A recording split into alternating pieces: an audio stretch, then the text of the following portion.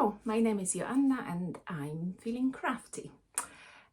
Today I have a short video for you and this video is all about pattern hacking, I guess, and also it's about, you know, those projects when the fabric takes you on a little bit of a journey. It's about that. So if you are someone who hacks patterns and tries to use up the very last bit of fabric in their projects, keep watching. So a couple of weeks ago I saw this reel on Instagram by Sewing in the City, is the handle of the person on Instagram, where she hacked a sweatshirt, and for that sweatshirt she used sleeves of an existing shirt. So I decided to give it a go. I had a lot of shirts left over from a class that I run in October, where we turned an old men's shirt into a pillowcase. So I had few left over. I didn't really have coordinating fabric that would be suitable, so I actually purchased 1.5 meters of this very lush, it's a fleece back French terry sweatshirting, or whatever it's called in your neck of the woods. I purchased that from Love Fabrics in Ireland. So that was very easy peasy, lemon squeezy. I used my trusty LB Pullover by Paper Theory.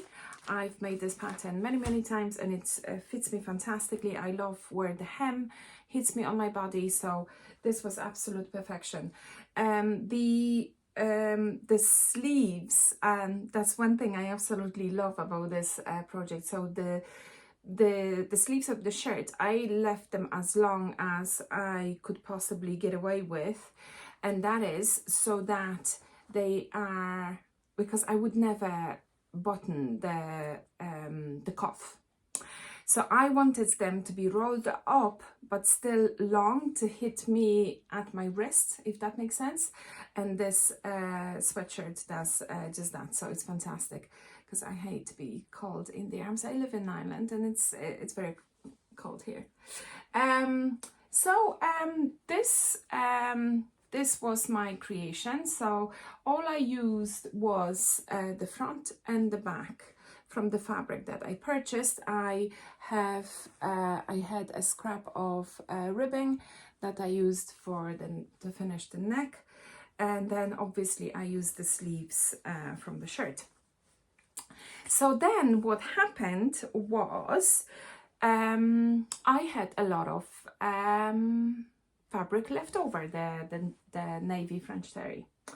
So I wanted to make another sweatshirt, but this time, because I found this one a little bit hard to wear. I don't really have many things that would go with it.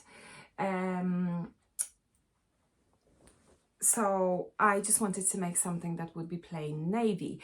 And then Love Fabrics had a bit of a sale, and I saw a remnant of corduroy, navy corduroy. I think it was 70 centimeters was the piece. So I thought, perfect, I'm going to use up the rest of the navy sweatshirting to make the body of another sweatshirt and put the corduroy statement sleeve. I wanted a big puff. So my corduroy arrived, and I had a little bit of an itch around Christmas time to do some sewing, but nothing complex. So I decided to use my LB Pullover again and make the body of the sweatshirt, and then use the pattern sleeve to draft a sleeve from the corduroy. I wanted to make it kind of more rectangular so that it had a bit of a puff. I had enough fabric to do that. So I ironed my fabric, I laid it on my cutting table, and sadly I couldn't get the front and the body from the LB Pullover from what I had left. So then I had a vision of doing kind of a cropped, more fitted sweatshirt and a big puffy sleeve. So I decided to use Seamwork Astoria pattern. Again, that's a pattern that I've used many times before, and I have adjusted it in a way that fits me, because that pattern is quite cropped. So I lengthened it a little bit. Anyway, I've made it so many times, I made it work for my body. So I laid my pattern pieces, and they did fit comfortably. Okay, and I'm going to stand up for the next portion of the video. So I proceeded with my Astoria, and because I was using a woven sleeves on a knit pattern, I had to do some adjustments. So I took the full sleeve pattern, and I kind of added 3 inches in the middle. I just moved my pattern around to add 3 inches of ease all the way, and then I straightened the sleeve as well to add a little bit more in the bottom, a little bit more volume in the bottom of the sleeve. And this is, you know, one of those moments when you have a vision in your head, and then you're confronted with what that fabric allows you to do. And that's what happened. So I did the body of the sweatshirt. I didn't want it, so originally I wanted it to be quite fitted, but because it's after Christmas and I'm so bloated from all the food, I decided maybe I'll add a little bit more on the side. So Astoria would be a little bit tapered towards the hem, which really gives fantastic fit, and I love it, but I wasn't feeling it because am I alone? Am I alone? Did we all eat too much this Christmas? So I just straightened the sides ever so slightly, not much. I still wanted it to be kind of body skimming, but not to fit it. So I did that. I did the neck actually in self fabric this time. And then I proceeded to make the sleeves. So in all the cockiness, I just inserted them. So I finished the sides of the sweatshirt. The hem is around here, and I finished the whole sleeve. And I didn't attach the sleeve flat as the pattern tells you to do. I just did kind of set in-ish sleeve. So I did a little bit of gathering at the top of the sleeve head. It's not a super full sleeve, but I thought this would give me enough ease that even though it's a woven fabric on a knit garment, it would be comfortable to wear. First mistake I made was that the shoulder seam was too long, but I've attached the sleeve already and I was too lazy to unpick it. So I was thinking, what can I do? So I decided to do a little bit of ruching. You can't really see that in the slide. Hold on a second, I might move you a little closer. Okay, so I added a little bit of gathering in the shoulder sleeve seam to bring it in so that the sleeve head hits me where it should. Okay, now that did not look very pretty. Hence the design feature of the epaulette with the button. I'll put you back up.